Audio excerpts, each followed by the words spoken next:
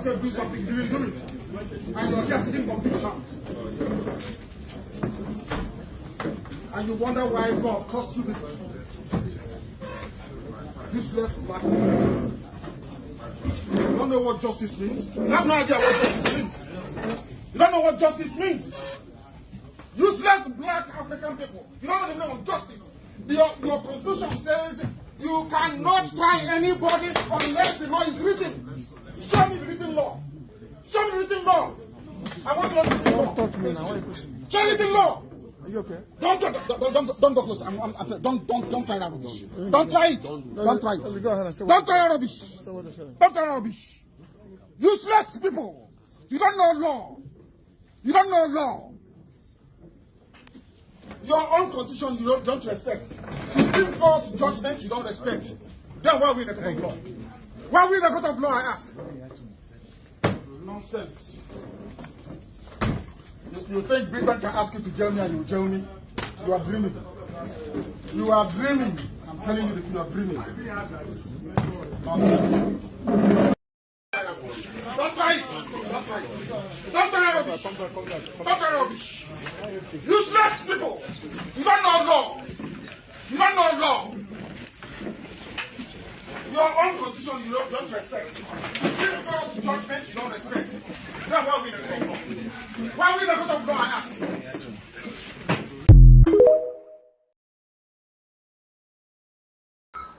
Nnamdi Kanu is being seen by the United States government as the symbol of Christianity, Christendom on trial.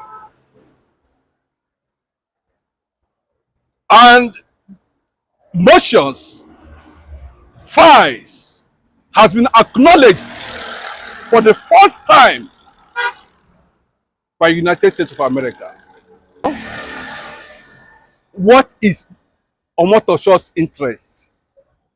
5, 6 good questions from the IPOB leader. He couldn't answer it. All we see is that he angrily reacted that the matter will be adjourned till 20th November. Very clearly, I told people of what is going to happen by the time Nnamdi Kanu started noticing Binta Yanko in Omotosho. He came in. I was saying it that if he doesn't care take care very well, that he's going to experience the lion again. Is going to explode, and that's what we are seeing. After some time, Omotosho started behaving like Binta Yanko recently. And that was what led to what we are seeing currently now, and which has already been predicted, that if you feel that he will not listen to Binta Yanko, who said that Nnamdi Kanu, after all intelligence study, is a higher reality. Well, I don't know what Omotosho attempt to achieve with that. After several motions has been filed, none of those motions was looked into by the presiding judge, by the federal government prosecutors, but they ignored it and insisted that Nnamdi Kanu should be pushed to a tight corner for defense of repeat laws, a law that does not exist. And I don't know how these people manage to get to the level of becoming a senior advocate of Nigeria, or they are just acting a certain script, telling you that the person that kept me there. I don't know what he's actually doing there. I don't know why the Nigerian Bar Association is keeping quiet on this.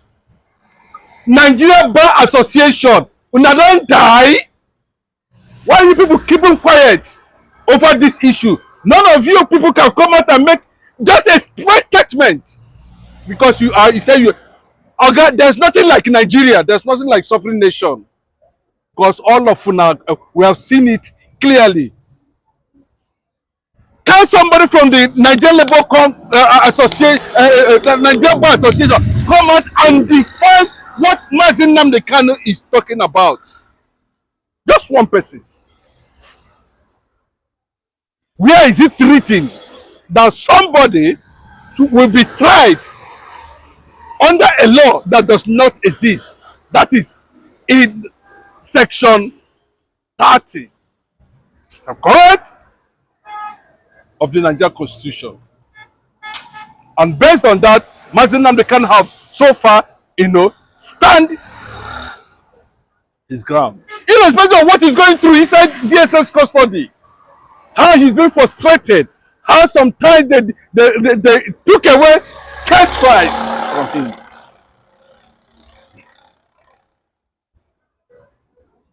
Because they know today, the 7th, nobody knows what Omotosho, a Yoruba man wants to achieve with that. The president is Yoruba. All of them are Muslim. That to tell you that Nnamdi Kanu sensing the Islamic government attack using Sharia law to try him in the court has alerted the international community and the United States government. And the United States government is saying it as a direct persecution of Christians. That Nnamdi Kanu is the symbol of Christians in the secular courts.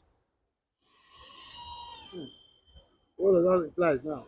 What it implies is that, the symbol you are seeing there now, coupled with what is happening around the world and what the whole world is talking about presently over the situation in Nigeria, Nnamdi Kanu is being seen by the United States government as the symbol of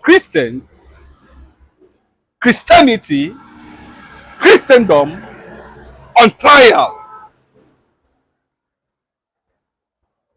And motions, files, has been acknowledged for the first time by the United States of America, and it's been studied. Let nobody think that Nnamdi Kanu will just die an ordinary death. If that's what the Yoruba are thinking, it's not for them, because they are the only one all over the place making noise. I don't know what is their business. What is your interest? Say Nigeria is your papa's property. Is Nigeria papa's property? Why is the Yorubas happy over the situation of things of Nnamdi Kanu's ordeal? No, I just have to say it.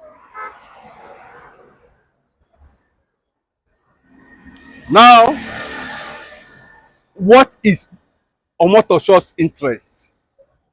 5, 6 good questions from the IPOB leader. He couldn't answer it. All we see is that he angrily reacted that the matter will be adjourned till 20th November. So what does that mean now? You don't think it was upset? Do you think that Nnamdi Kanu really taught him a lesson or disgraced him in court?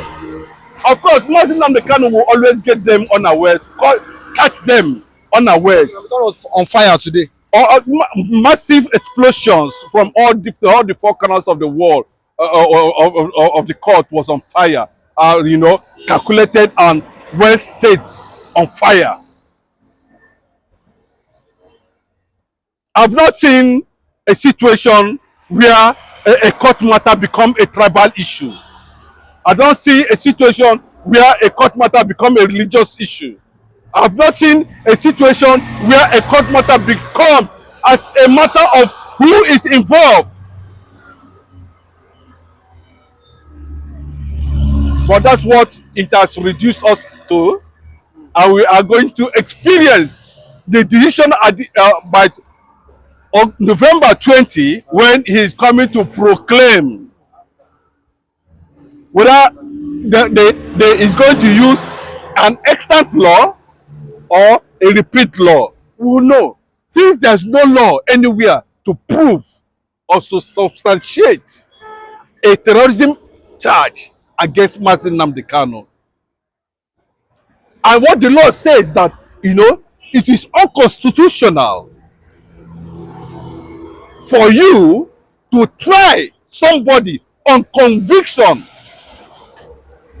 without an existing law. It's against the spirit and the constitution of Nigerian constitution. Nigerian constitution. It's against it.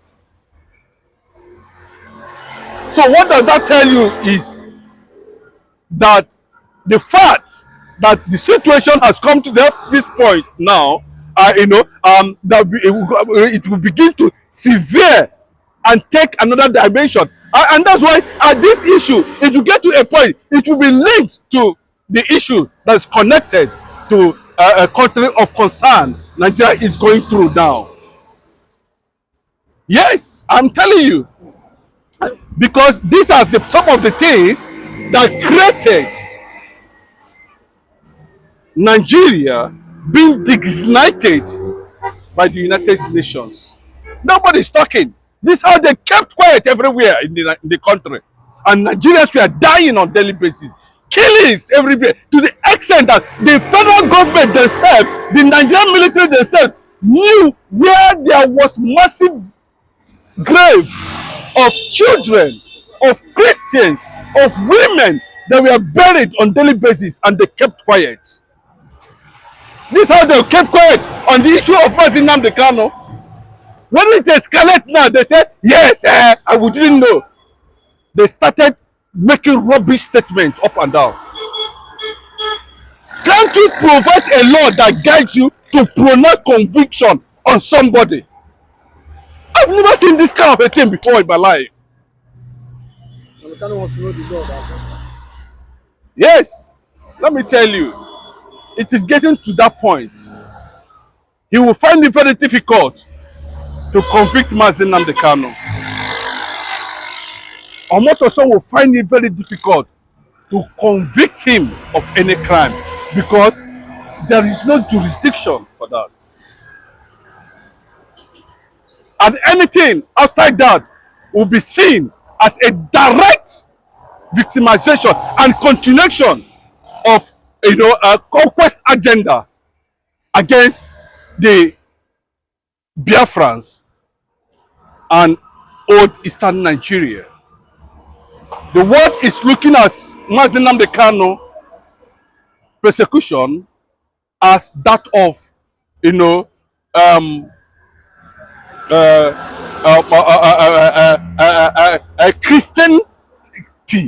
Christianity in trial. Yes, let me put it that way. Christianity in trial. Christianity in trial. That's what it means. Christianity in trial. That's the angle they will be looking at it from. That's the reaction they will be looking at it from. Because I do not see any reason why for that. So the oppression and the suppression will keep on coming. The Nigeria will continue to battle over a certain image. Nigeria will continue to struggle over certain reality. But I don't think if it's a northerner, that they wouldn't have rushed and released him. If it's another thing, they would have said, no, after all, what is it? Everybody would have kept quiet over it. Everything would have been shut down completely. So the political solution now be the answer to this problem. Okay, I don't know what you mean by political solution. What is the political solution there? They now call Nnamdi Kanu and finally agree on all the Nnamdi Kanu give them they told the government back then that they should do some things for the Southeast back then, but we know that the government refused. Should they now call Nnamdi Kanu and with the Southeast leader to finally, even with Soludo come out and talk about this political solution, do you think that is that time they really come together with the federal government? What is the political solution? If they are talking about political solution, they should first of all release him. That's the first thing they should do. You should be granted bail. Then, if there's any, because there was political solution going on about this matter until the invasion of his house, where 28 people were killed.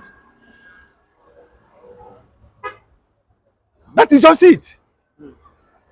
So that led to a multiplying effect of this crisis we are having now. And since the court have said that, you do not have jurisdiction to try somebody who went as far as invading a particular country, and it was like now it was a kidnap thing, and you brought him back and put him on trial. You do not, you already contravened the law. You cannot try somebody based on that. So on 20th of November this month, we are going to see another thing entirely. And I tell you, it is not going to be funny any moment from now. This can attract, multiple world leaders' intervention on this kind of injustice. It's a clear-cut injustice. The world is watching. My people, let's go straight into this gist, because what is happening right now between Nnamdi Kanu's lawyer, Barrister Maxwell, and the Tinubu government is something that has shaken the whole political space. So make sure you like this video right now and subscribe, because this story you are about to hear is deep and full of twists you need to understand very well. So, what's really going on? Barrister Maxwell, who happens to be one of Nnamdi Kanu's top legal representatives, is not taking things lightly anymore. According to reports and court happenings, he is threatening to take President Bola Ahmed Tinubu's government to the International Criminal Court, yes, the ICC, over what he calls the unlawful detention and continuous refusal to release Nnamdi Kanu, despite several court rulings that, according to the defense, have ordered his release. Now, this is not a small matter, because for a lawyer to say he wants to drag a sitting president and government to an international court, it means he believes something serious is being violated. For those who may not fully understand, Nnamdi Kanu is the leader of the indigenous people of Biafra, popularly known as IPOB. He has been in detention for quite some time now after being rearrested and brought back to Nigeria from another country under very controversial circumstances. Since then, his legal team has been battling in court, saying his arrest and detention were unlawful and that he should have been released long ago. The government, on the other hand, insists that Kanu still has questions to answer, especially concerning charges linked to national security and public order. Now, Barrister Maxwell's decision to take this matter to the ICC is generating a lot of reactions, both from Kanu's supporters and from ordinary Nigerians who are tired of the long back and forth. And as we are talking, you can already see different opinions everywhere. Some people are saying the lawyer is doing the right thing because it looks like Nigerian courts are not giving fair treatment in this case. Others believe that dragging Nigeria to the ICC is a waste of time, that it won't change anything. My people, what do you think? Drop your thoughts in the comment section, and don't forget to like this video and subscribe right now if you're enjoying the gist. Let's continue. Now, for Barrister Maxwell to even mention the ICC means he is pointing fingers at the government for allegedly violating human rights. The ICC only handles serious cases, things like crimes against humanity or grave abuse of power. So, if the lawyer is serious about this, he will need to prove that Nnamdi Kanu's treatment falls under that category. That's not an easy thing to do, because international courts don't just pick cases anyhow. But it's still a bold move that has already started creating pressure on the government. People close to Kanu's legal team are saying that all local legal options have been exhausted, and that's why the next move is to seek international justice. But let's be honest, this will take a long process. ICC cases are not quick. Sometimes they take months or even years to be reviewed. So, even though this threat sounds strong, it might not lead to an immediate release for Kanu. However, it can bring more international attention to his case, and that alone can put pressure on the government to act. And speaking of pressure, this issue has already caused a lot of political tension. Since the start of Kanu's trial, there have been protests, strong statements, and even some regional leaders calling for dialogue and peace. Now, with this new move by Barrister Maxwell, the tension might rise again. There's fear that some supporters may misinterpret this development as a call to protest or react in a certain way, but the lawyer himself has been careful to keep everything within legal boundaries. He said clearly that they are following due process, that they believe in the law, and that they want justice through legal means, not through violence or confrontation. At this point, the question everybody is asking is, will the Tinubu government respond?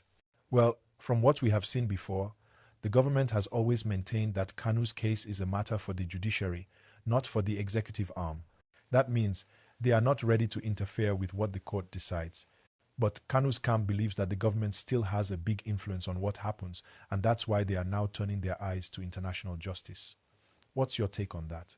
Don't forget to like this video and subscribe, because we are just getting deeper into this. Now, let's talk about how the ICC actually works, because some people might not understand. The International Criminal Court is in The Hague, and it deals with very serious offenses under international law. If a government is found guilty of violating human rights or ignoring international treaties, the court can take up the case, but it needs evidence, strong evidence. So Barrister Maxwell and his team will need to show that Kanu's rights have been violated beyond what Nigerian law can handle. They will also need to show that all efforts to get justice locally have failed. Only then can the ICC consider looking into it. Some experts have said that even if the case is filed, the ICC might not take immediate action because Nigeria is still considered a functioning democracy with working courts. That's one of the main challenges. The court usually intervenes when a country has completely broken down or when there's no sign of fair trial at all. But in this situation, it might take a lot of convincing before any real action is taken. Still, this whole talk of ICC has already sent a strong message. It shows that Kanu's team is not ready to back down, and it also reminds the government that the world is watching. And one thing about international attention is that it can sometimes change how a local issue is treated. When more foreign organizations start asking questions, governments tend to act more carefully. That might be the strategy here. Now, let's talk about how Nigerians are reacting. Some people online are already praising Barrister Maxwell for having the courage to take such a step. They say it's time someone stood up for justice, especially in a case that has lasted this long. But there are others who feel that this move might create more tension, especially if the ICC gets involved. Some even fear it could affect Nigeria's image internationally. So there's a lot of mixed reactions, and it shows how sensitive this matter is. You know, sometimes when these kinds of legal battles drag too long, it becomes not just a legal matter, but also a political one. People start reading meanings into every move, every statement, and every court ruling. That's why this ICC talk has caught so much attention. It feels like a new chapter in a story that many thought was already fading.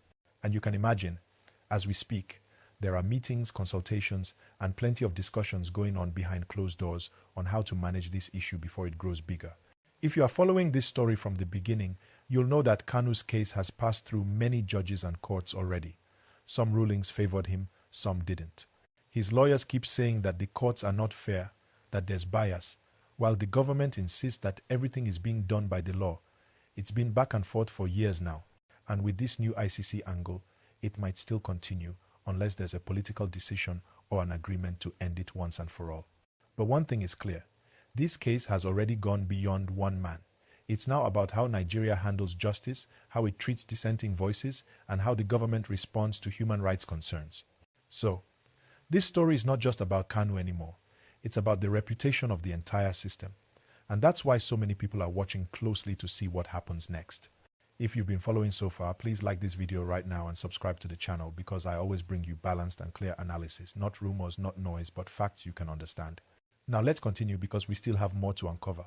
Some political analysts believe that Barrister Maxwell's ICC threat could also be a strategic move, not necessarily to win a case there, but to push the Nigerian government to act faster locally. You know, sometimes when international pressure comes in, things start to move. Governments don't like being embarrassed globally, especially when human rights organizations start making noise. So this may just be a way of saying, if you won't listen to us here, we'll take it to a higher level. On the other side, some legal experts have cautioned that taking this matter to ICC could make things more complicated. They say it might stretch the process longer and could even make the government more defensive. So it's like a double-edged sword. It can either help or delay justice further. But no matter what, the fact remains that the world is paying attention again to this case, and that alone has revived the conversation about fairness and the rule of law in Nigeria. Now, the next thing to watch is whether Barrister Maxwell will actually file this case formally or if it's still at the level of a public statement. If he does, we will see how the government responds and how the international community reacts too. Because once something like this enters ICC records, it gets noticed globally. You'll start hearing statements from rights groups, from foreign diplomats, and from other legal bodies. That's how these things grow. My people, the gist is sweet but also serious because it touches both politics and human rights. If you think about it deeply, this shows how much distrust still exists between citizens and government institutions. People no longer believe that local courts can deliver justice. That's why they start looking abroad. That's not a good image for any country. But maybe, just maybe, this kind of bold step will push everyone to act right, both the government and the judiciary. So, as we wait to see how this unfolds, one thing we can all agree on is that this story is far from over. Every week there's a new twist, a new statement, and new drama. We'll keep following it closely and bring you updates as soon as they drop. Don't forget to drop your thoughts below. Do you think dragging Tinubu's government to ICC will change anything, or is it just another round of talk? Let's hear your opinion. And please, if you've enjoyed this gist so far, like this video and subscribe right now so you don't miss the next update, because this one is just the beginning.